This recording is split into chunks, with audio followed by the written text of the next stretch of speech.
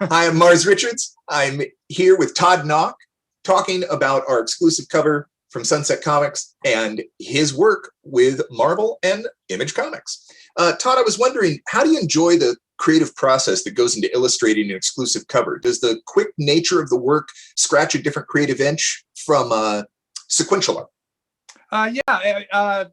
Covers are a chance to kind of capture that moment that that reflects sort of the theme of the comic or the characters inside, where the interior work allows me to play with pacing and set up mood and lead the reader through the experience. The cover is kind of just that one big moment in time, whether it be reflecting what the story inside or just capturing a cool image that is eye-grabbing or pops off the shelf. So it does, the itches are very similar, but there are just enough differences between doing the cover and the interiors.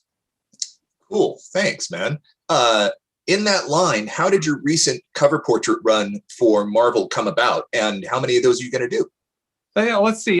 My editor, she emailed me back last, I think it was late summer, early fall, asking if I would do these 8 headshot covers. She had this vision. It was pretty much her vision of these headshots that weren't just kind of the straight on headshots, which were kind of like that looked like the Marvel corner box art that Mike McCone had done a series of those several years back. She said it's kind of in that vein, but she goes, we want to turn the heads, tilt them 3/4 angle, different angles for each character, and we want to zoom in close to where the heads are kind of being cropped at the edges of the cover. So she really wanted the zoomed in multi-angle option for all these different characters. So she asked me to do 8, which is Spider-Man, Spider-Woman, and a handful of Eternals. And it's like, sounds fun. I'll do these 8. Shouldn't be too difficult to do. And after I did those 8, she goes, the gang here at Marvel love these. Can you do 3 more? I was like, sure, 3 more sounds fun. Can you do 2 more? Absolutely. We got 5 more for you. So over the past many months, they just keep, I'll get an email every now and again saying, are you free to, handle, these 4 characters for this upcoming month of books. So I think I've done probably close to 3 dozen so far, and I don't know if there's an end in sight. Fans seem to be really responding well to these. And I've gotten a lot of message where people are saying they have to get them all, and it's getting them to buy comics that they might not, or titles that they might not have initially considered buying. So I'm hoping that's getting them exposed to some new stories or new corners of the Marvel universe that they might not be as initially would have considered. So I'm hoping this program or this cover series is doing as well for Marvel as I feel it's done for me so far. Yeah, it's been really cool to see as the books have been coming into the store and noticing how well it fits in on the shelf and what kind of everything from a color break to a visual break that it creates in the line across, especially when you have them set out very nicely. Yeah, great point.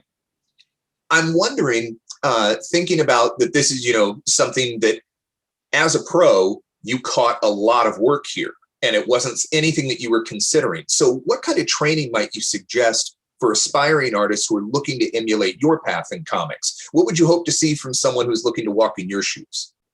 Yeah, I encounter a lot of young artists, whether it be online through my YouTube channel or especially at conventions, that are, who I was so many years ago.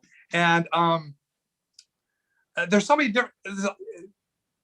different routes one could take. There's a similarity for all of us, I think, that have broken the industry. But when we all share our stories, we find that we have these kind of nuanced, unique aspects to our story to how we broke in. I'd say the basics. Learn how to draw anatomy to one degree or another, whether it's stylized or realistics, anywhere on that spectrum. Learn the anatomy, that the characters fit together appropriately enough to convey the characters are consistent, I should say, consistency in the art. So learning anatomy, learning how to draw things in perspective. So one can draw buildings and backgrounds correctly, which is for a lot of artists, we don't want to draw the buildings. We just want to draw Spider-Man or Batman. but we got to create a believable world for these characters to live in if we want to do this professionally. It's not just drawing the cool backgrounds or just drawing the cool characters. You got to have the cool backgrounds to make it all awesome. If we saw an awesome Jim Lee Batman and it's going to be awesome no matter what, because, it's Jim Lee. But when you put him, when you have Batman crouched on a gargoyle or Gotham City in the background, it just takes you to that world. So we want to be the gatekeepers, inviting people into this world of fun and excitement and adventure. And along with that is the storytelling aspect. You got to learn how to tell a story visually. It's not just Batman crouching on the gargoyle. You have to have Batman swinging in and landing on the gargoyle, and then where does he go to next? You got to be able to draw panel after panel, page after page. And that's learning a language. That's a visual language one has to learn and develop. And it's not easy to do, but it is fun to do. It's a process. So the more one can immerse themselves into the language of comics. So read comics, study what you're looking at. That's what I did as a kid, because when I was growing up in the 80s, there was no internet for me to have as a resource to get information from. So it was either reading trade publications like Comic Scene magazine or the, Comics Journal, Comics, whatever, or Marvel Age, that, anything that would have an interview was like gold to me. But the thing I learned the most was just reverse engineering. It's like, I've got my own character. I'll just draw a comic book story of my character. And the more I did that, I found it was fun to do. The first time I made my own mini comic, I realized this is so fun. I want to do this for the rest of my life. So I just kept doing that. So a process of that trial and error until I was able to get old enough to go to comic book conventions, show my portfolio, get critiques, and learn the nuts and bolts of what I really needed to fix to level up faster. So as long as one is drawing as much as possible, studying comics, and look into books like How to Draw Comics the Marvel Way.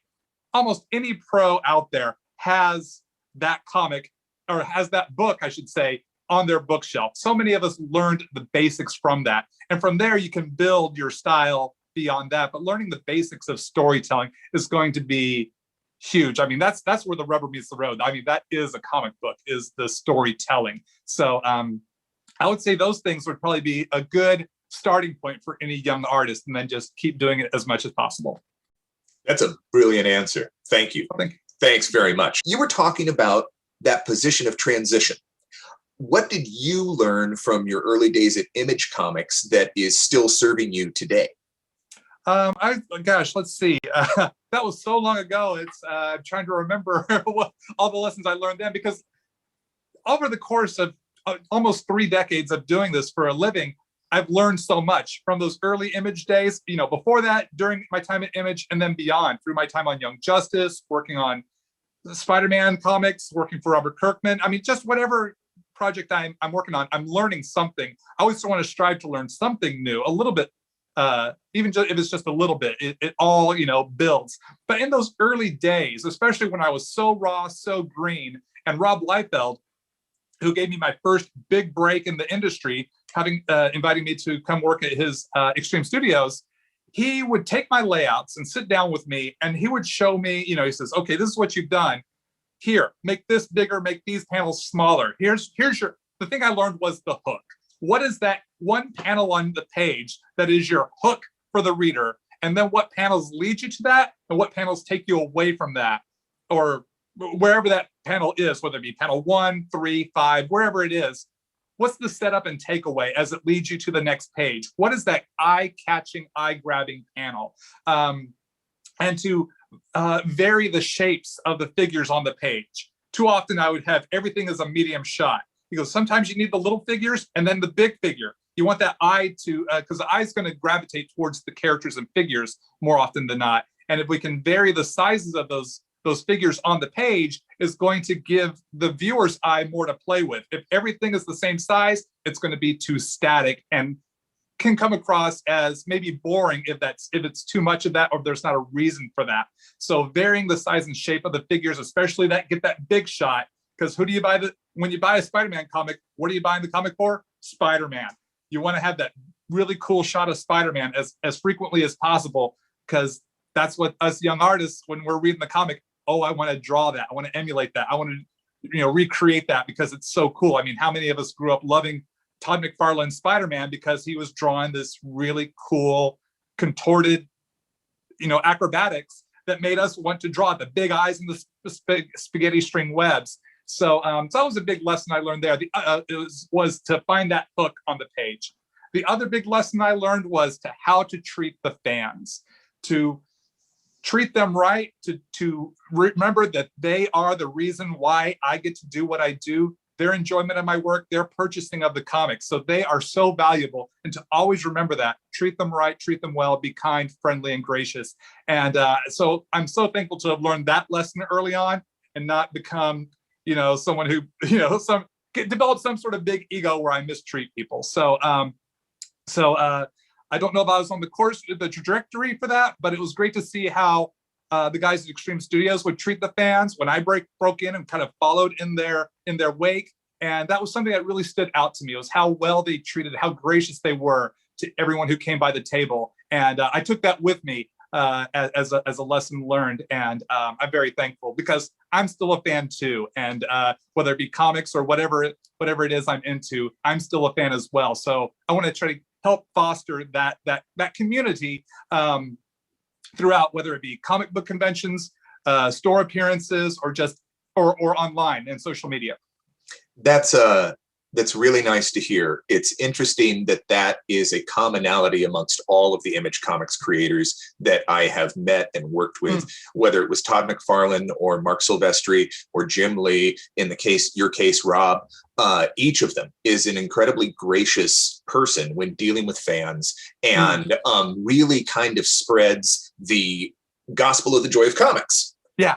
In the biggest way. Stay up, stay happy. Every single person, it might be their first time meeting you. It might be their first time meeting a creator. And you want to make certain that you are turning them on and keeping them engaged. And so in thinking about that, what do you still find captivating or exciting or joyful about working in comics today? Yeah, it's my childhood dream. I was 14 years old when I realized I wanted to do this for a living.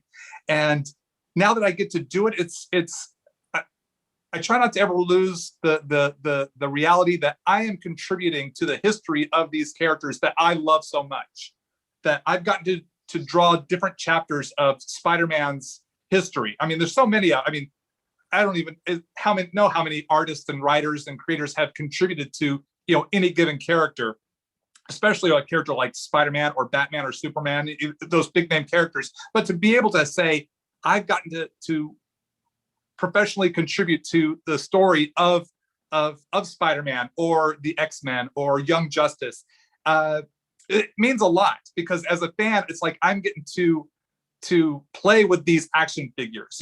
This is my job and my career. So that is a thrill for me every day, that I get up and work on a comic book starring characters that I have loved as a kid and still love today. And that's a joy. The fact that I love to draw. Drawing for me is like breathing. If I'm not drawing for work, I'm drawing for fun. I just love putting marks on paper. So being able to do this for a living every day is definitely a blessing. I'm so thankful for. My commute is just walking from one room to another, and I am so thankful for that. So just being thankful for those opportunities, and then the fact that people enjoy the work that I do means so much. It's like if I was drawing and I'm the only person that got to see the drawings, I'm okay with that because I love to do it. But the fact that I can share it, whether it be through the comic books that I draw for Marvel or DC or Image or Dark Horse, or posting online and sharing it with people on Instagram, YouTube, Twitter, the response or the fact that people like it and people want to see more of it, or people want to own a piece of my art, that is very gratifying, and I really appreciate their support. It truly does mean the world to me. Well, it's really gratifying to talk with you, Todd. Thank you very much for taking the time out of your day to meet with me today and speak to everybody online. I really like talking with you, and I'm looking forward to talking with you more in store for the event on Sunday, May 16th from 1 to 6 at Sunset Comics at 8539 Sunset Boulevard in the city of West Hollywood. I'll see you there, Todd, and I hope to see everybody else there. Awesome. Thanks, Marz. Thank you, Todd. Have a great day.